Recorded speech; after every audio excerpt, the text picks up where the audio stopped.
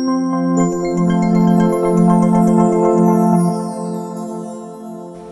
you guys doing today? It's Anthony Gangi, host of Tier Talk, and I'm back here at Transformation Treatment Center up in Delray, Florida, and we're going to be talking about their first responder program. And again, it's important to me because being a first responder, I'm looking for anything to help our fellow brothers and sisters in need. So today, my guest is the director of the First Responder Treatment Program here at Transformations in Delray, Florida, and his name is Carlos Farina. Carlos, thanks for coming on. I appreciate it. It's great to be here with you. All right, so Carlos, when we talk about first responders, who are we talking about? Who does first responders include?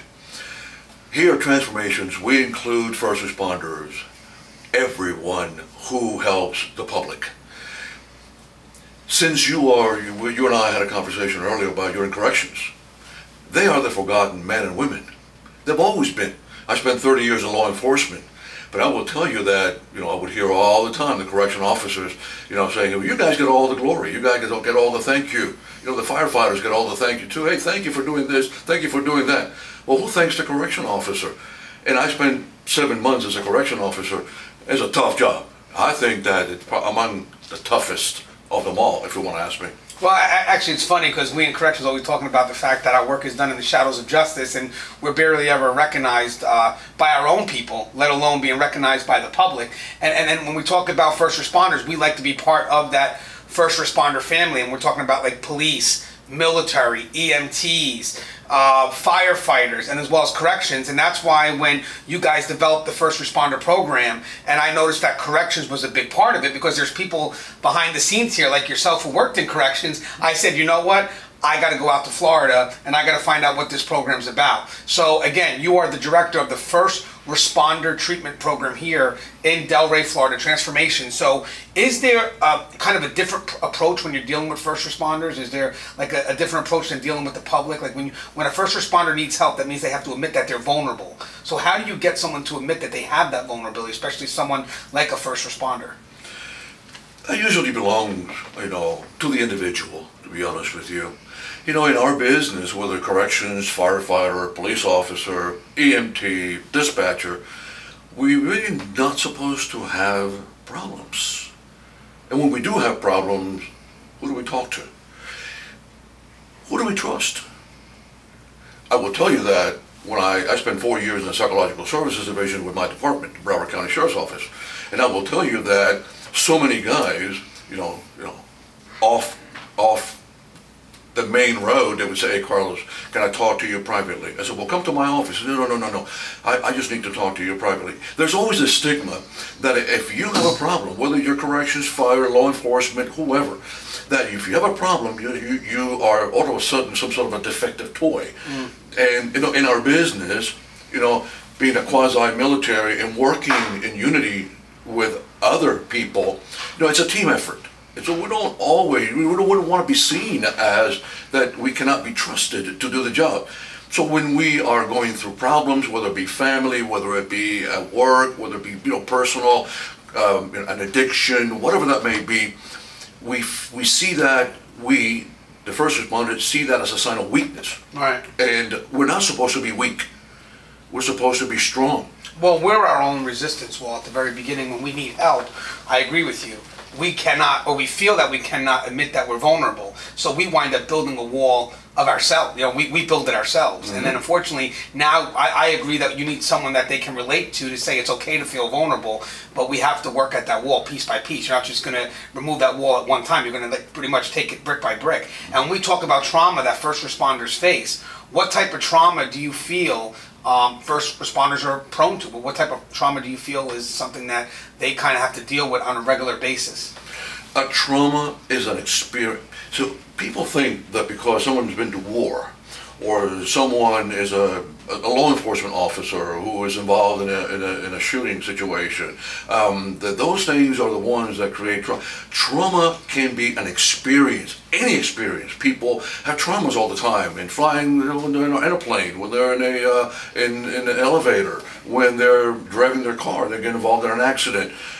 With us, first responders, it means that we are more in the environment of creating experiences that can create a trauma. So when a trauma, oftentimes when we're doing what we're doing, we don't know that we're actually are actually in the midst of a trauma. The trauma usually comes first after the experience. And so therefore, all of a sudden you start getting nightmares, you start getting headaches, anxiety that you can't control, panic attacks, you don't even know where they're coming from. And all of a sudden you begin to see images of maybe the call that you had, of maybe the traumatic moment that you experienced. So it becomes unresolved. So it's how we process that trauma. Absolutely. And I like what you mentioned real quick. I want to go back to something you mentioned, that even though we all go through trauma, like you mentioned, first responders, and again, my background's in corrections, but I do mean all first responders, but talking about corrections, we expose ourselves to a lot more than the general public would be, actually probably the general public is even aware of. But definitely in comparison to the general public, we expose ourselves to a lot more trauma. So it's about how we process that trauma, correct? And it's about how we're able to live with that trauma. So is this what we try to address here at the First Responder Program? Absolutely. Trauma is it's all the experience, and then everything that we feel, everything that we see with our mind, everything goes inward. And whatever goes inward begins to expand. The body has to react to that. And it reacts in a stressful way. It all of a sudden, we don't want to feel, we don't want to see, we don't want to do. So we normally, what we do is we reach out for alcohol or some other form of drugs to be able to cope with that stress. You see, it takes care of it at that moment, but the individual does not know about what they're actually doing is creating another layer that is going to be of tremendous impact, negatively impact to them, as well as now they've got to deal with something that they can't stop. So you're saying that the addiction is technically a symptom to the trauma, technically, but now that you wind up having that addiction, you also still have to not just treat the symptom, you have to go for the root. And the root is pretty much the trauma, that's how the person processes the trauma as a first responder, what they're exposed to, how they process it. So if I decide to go to an addiction, you have both now the symptom that you have to kind of deal with, and you also have to deal with the actual cause of why I decided to be addicted to something. Yeah, and we don't necessarily really kind of, cognitively, logically, objectively, decide that we are going to, now we have a problem. We don't, it's not necessarily about knowing. It's just the escape hatch. People don't want to feel bad. People don't want to have anxiety. They don't want to have these thoughts, these dreams. They don't want to have that. So they're going to find something. Some escape. Some escape. You've got to find the escape hatch to be able to deal with. And usually what happens, it ends up becoming an addiction. An addiction is something that you just cannot stop anymore. It just takes over. And that's where alcohol, which is mostly, in our business, what we abuse more of is the alcohol. Interestingly enough, nowadays, I'm seeing more and more and more, not only just the alcohol, but also the opiate abuse. The painkiller. The painkillers as well. I've seen that more and more in these last number of years. Well, it seems like they're being prescribed out more and more, unfortunately, especially to us. In our line of work, I'm sure a lot of us do get hurt on the job and may wind up becoming reliant on that painkiller. You know what I like that you mentioned when you talked about having the layers of a problem? It really does take someone to understand that person's situation in order to get to each layer. Obviously there's a uniqueness to first responders, I would like to think, because of the amount of times they're exposed to trauma. So the person that they need to help them address these problems is someone that can address each layer on an individual level. And that's where you're able to come in and really use your experience to really get to the heart of the problem. Correct. See, here at Transformation, its uniqueness is the fact that we ourselves are first responders helping first responders. Right. So all of a sudden, one of the biggest block that we already just bring down is that trust factor with one another. You know that I understand where you're coming from because I've done your job. I've been there. I've heard what you're saying to me. I've heard that before. Maybe I've even gone through it myself. And so therefore, we build this trust with one another, which is the first curtain as it brings down, so we can then move on to those other layers that you talked about. We take care of those layers individually, because the first responder may have issues with domestic, problems at home, problems with their kids, problems with work performance, all of a sudden now they're calling in sick much more. They're getting in late. Their uniform is not up to par anymore. They don't pass inspections. Someone smells of alcohol breath on them. I mean, all sorts of things that happen, and it's a process of the deterioration of the first responder as he or she is just falling deeper and deeper. Again, the reason why most of us, by the time we reach for help, it's like we are into this pretty deep, because we think we can handle it. We think we're strong enough to take care of it. We don't talk about it. We don't want anyone else to know. And so therefore, we got all these building blocks, and we just closed every door because we're afraid again how we're going to be perceived. After all, we're trained professionals, and so therefore, I don't have a problem. I take care of problems. Right, so there's that delay in admitting that you're going through a concern, and obviously, usually the people that may come to you may be at that last breaking point where, I need help. Most are, right. So, I mean, obviously there should be a way, and I actually agree with peer-to-peer support, at least in the correctional setting. I'm sure it could be used elsewhere, but I do believe in peer-to-peer support, because you're aggressive with it. If a certain incident happens, let's say outside the prison system, you bring somebody down there immediately, even if it wasn't requested, and you have them walk around the facility to see if there needs to be like some type of debrief. So you address it immediately. If there are any concerns, you're not waiting for that last desperate act, because sometimes you may miss it, and that person may wind up ultimately taking their life. So you don't want to get to that level. You want to get to the steps prior to that. Also, I noticed that another reason that's good about connecting with people on that peer-to-peer level is also it eliminates that first excuse, like, you don't know how to help me because you haven't been there. So right off the bat, you're eliminating that first excuse. And the cool thing of that is that once you eliminate that first excuse, now when you go to work with them, now you know what the real excuse is. Because usually the first excuse is like, hey, you don't know me. You don't know what I go through. Yeah, I do. I've worked the job. So what's really bothering you? Now, also before, I know that you have like programs here that are dedicated to first responders, but you also have integrated programs. So the people that are first responders, do you find them wanting to be part of the integrated programs, or do you feel that they kind of want to be separated when they seek help? No. It's kind of an interesting, process that we have here. This whole place here where we're at right now, this is the first responders suite. This is where all military veterans, police officers, firefighters, correctional officers, EMTs, dispatchers, trauma nurses, this is the wing. This is the place where we all gather, where we all come. We're one for all and all for one. We understand each other. We share each other's trauma, each other's pain, and we attempt to build this thing constantly every day as one big family, helping one another. I always let them know we're here to help each other. We're here to if someone needs help, hey, you can count on me. I got your back.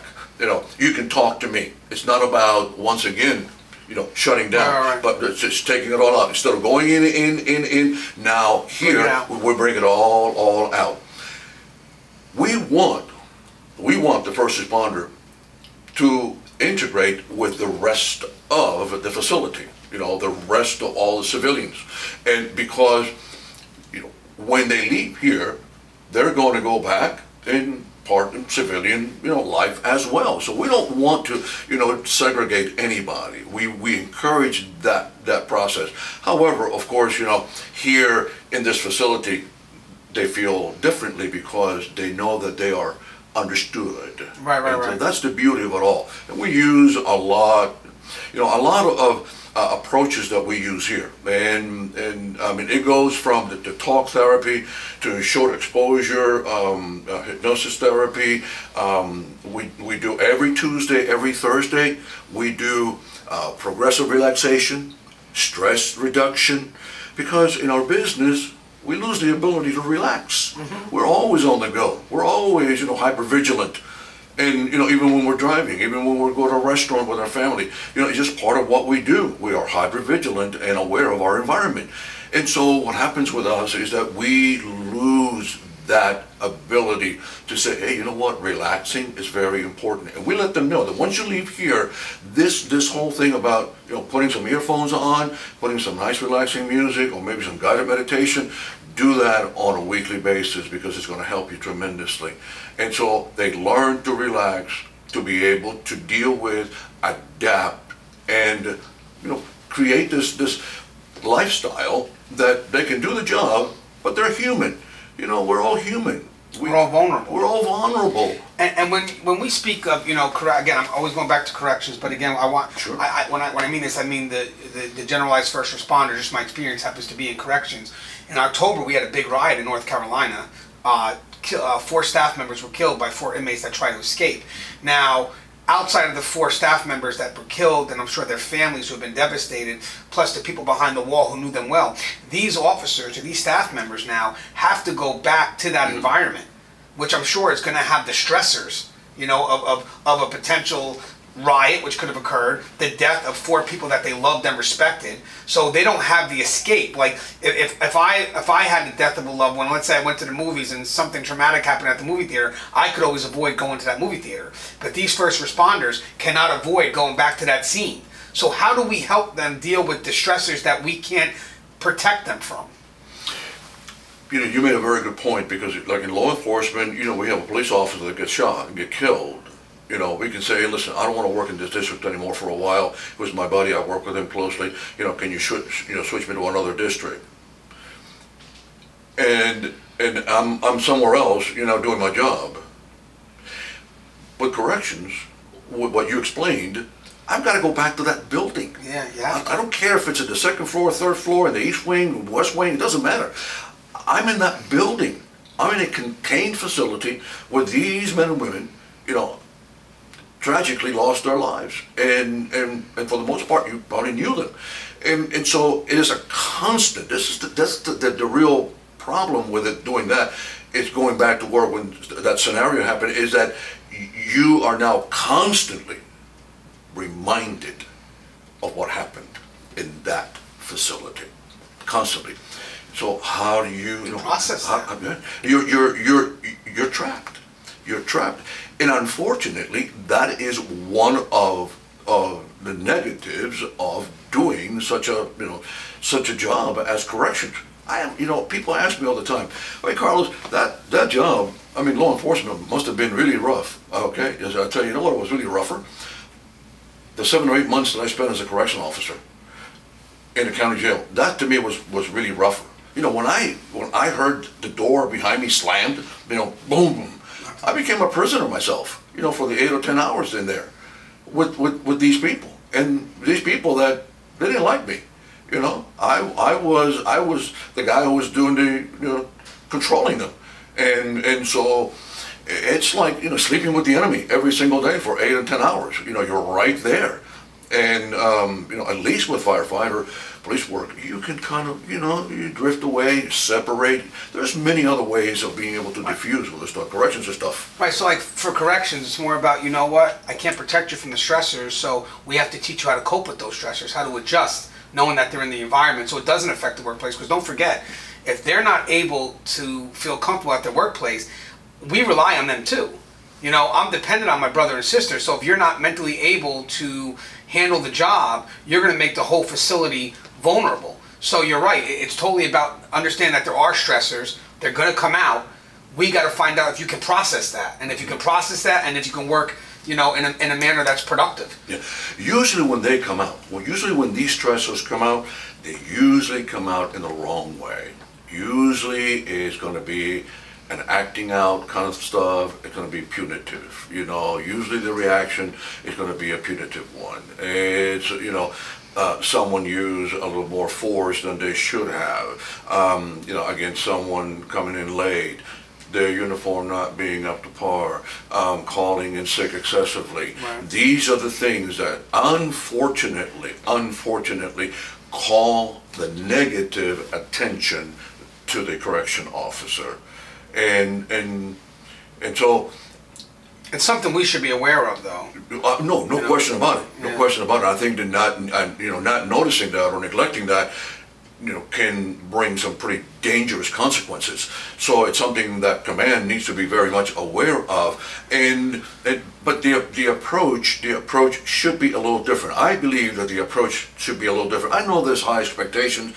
I know that there's a lot of demand in the job. I know that there's just a lot going on, and I understand the liability factor, but I believe that command will do themselves across the country a huge favor, by first training, right, of course, working real hard to be able to gain the trust of the correct. I think that's a major obstacle. Always has been, and for some reason or another, we've not been able to break the threshold where the officer can say, "Hey, listen, I'm here because I need help. I need some kind of help."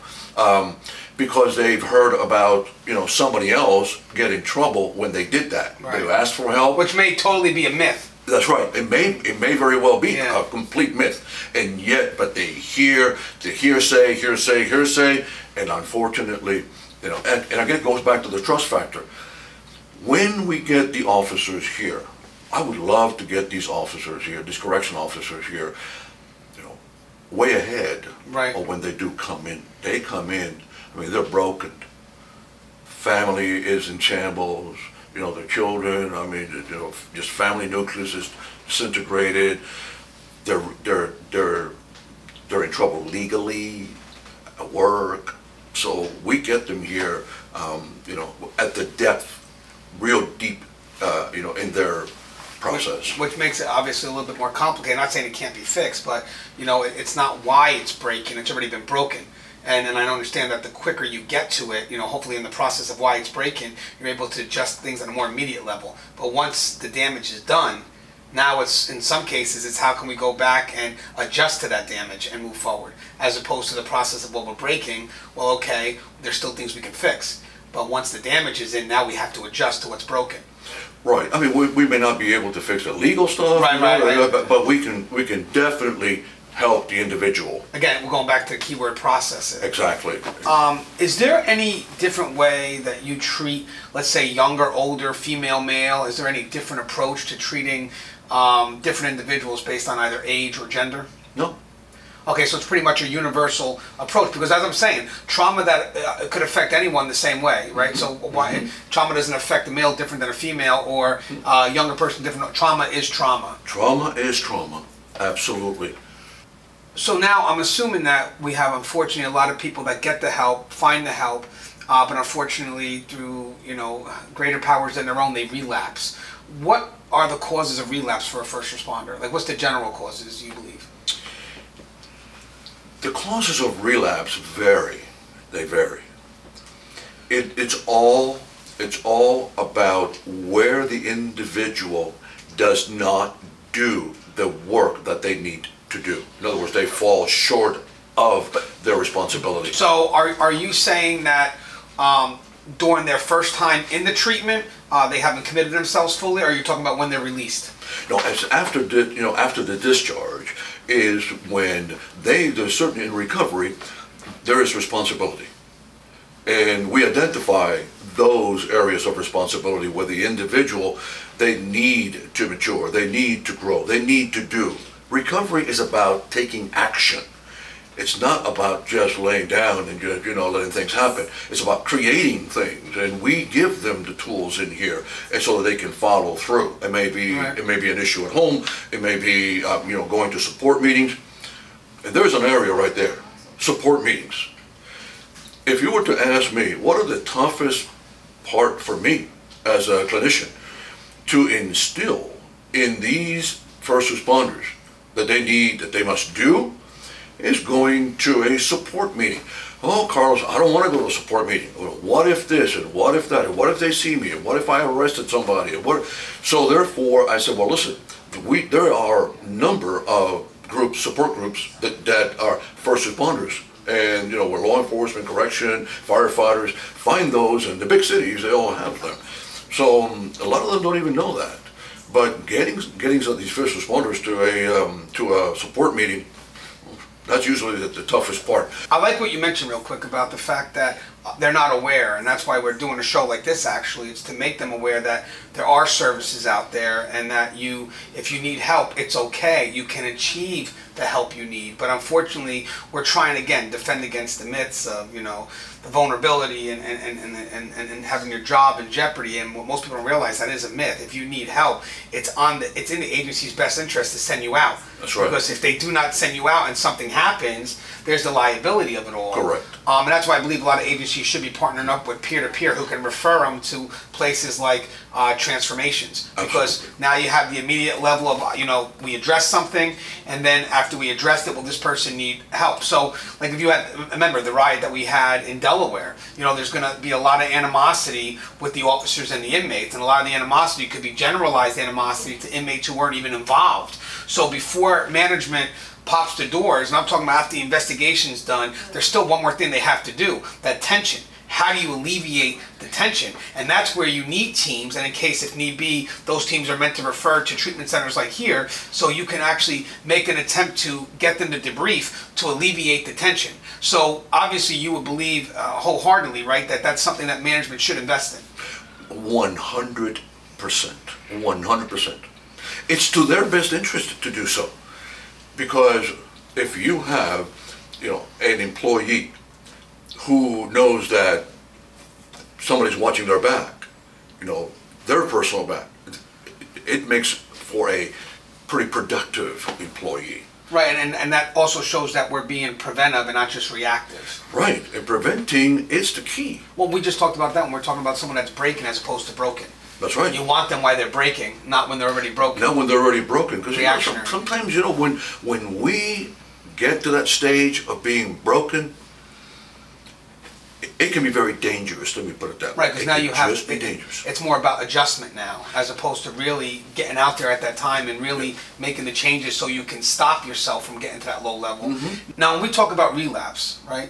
I know you have aftercare programs, right? But what else do you do to prevent relapse, or try your best to prevent relapse? Well, we have, family support, because we need to train the family as well. Right, of course. That to understand, the officer.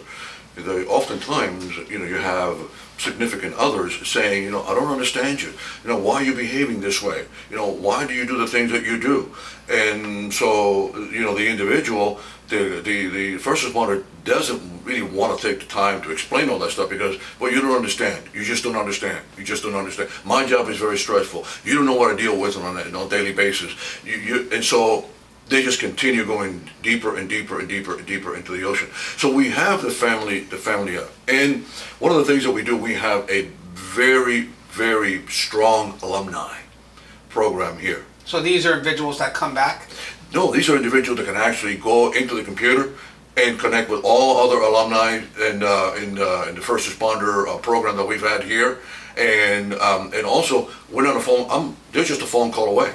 Right, so people that have went through the program, alumni. That's what I'm saying, so they're able to come back now and help if needed. They can come back if they want to, and be a part of be a part of a group, just come over, but at the same time, we have a beautiful webpage, alumni webpage, where they can actually keep in contact. Really? Yeah, in contact with other first responders, with people that they've been here with, and they know what's going on in transformations, all the things that we're doing. We put in all kinds of stuff, pictures, all the stuff that we're doing for them. Right. So part of the aftercare is also creating a community for them. Absolutely. So when they feel that maybe they're going to start to relapse, you have that community where they can go to, and people that can reinforce say, listen, we can do this, and using the key words like we, obviously, because you're not alone. That's exactly right. And not only that, but hey, we're here. We're here to help. And if you need to come back, we're here. Carlos, obviously, you chose this for a reason. You chose to be a part of this for a reason. Got to ask you why.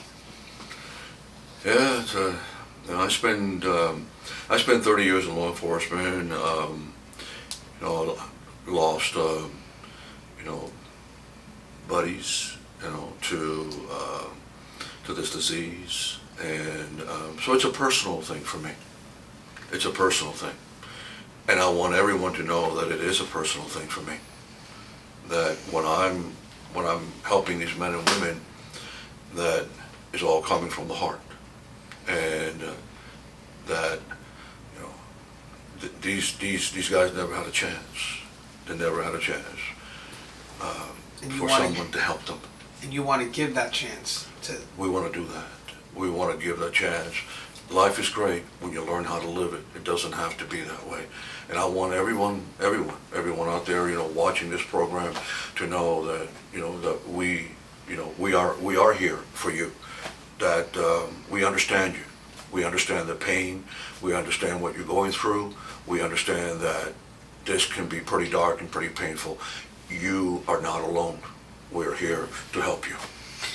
Recently we had the shooting in Las Vegas, and I know that affected you personally.